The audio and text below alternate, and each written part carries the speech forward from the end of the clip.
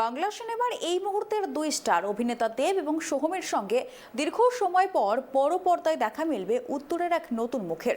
সম্প্রতি ডুয়ার্সের বিভিন্ন স্থানে শুটিং হয়েছে দেব সোহম অভিনীত প্রধান সিনেমার।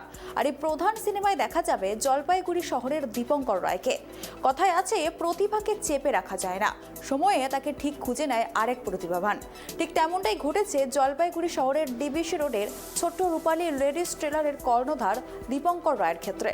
নিজের পেশার পাশাপাশি বহুদিন থেকেই করে আসছেন নাটক সহ ছোটখাটো চলচ্চিত্র। সেই অভিজ্ঞতা আর নিজের অভিনয়ের প্রতি ভালোবাসা এবার সুযোগ করে দিয়েছে বর্তমানে বাংলা চলচ্চিত্রের দুই প্রতিষ্ঠিত নায়ক দেব এবং সোহমের সঙ্গে অভিনয় করার।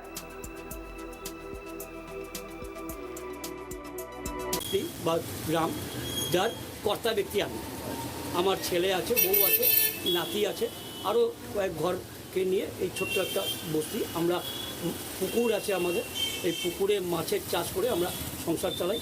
খুব গরিব ঘর, প্রত্যেকটা ঘরই। তো সেখানে এই পুকুরটাকে বুঝিয়ে যে ওখানকার প্রধান, সে ওখানে হোটেল বানাতে চায়, পার্টি অফিস করেছে সেখানে ওরা আমাদের জবরদস্তি করে সেই জায়গাটাকে ছেড়ে দেওয়ার জন্য, পুকুরটাকে ছেড়ে দেওয়ার জন্য বা আমাদের ছেড়ে দেওয়ার জন্য জায়গাটা। তা আমরা রাজি হই না, কারণ হচ্ছে আমরা ওইটুকু চলে গেলে আর খাবো কী করে, কারণ ওই পুকুরে ওই মাছের চাষ করে আমাদের সংসার চলে।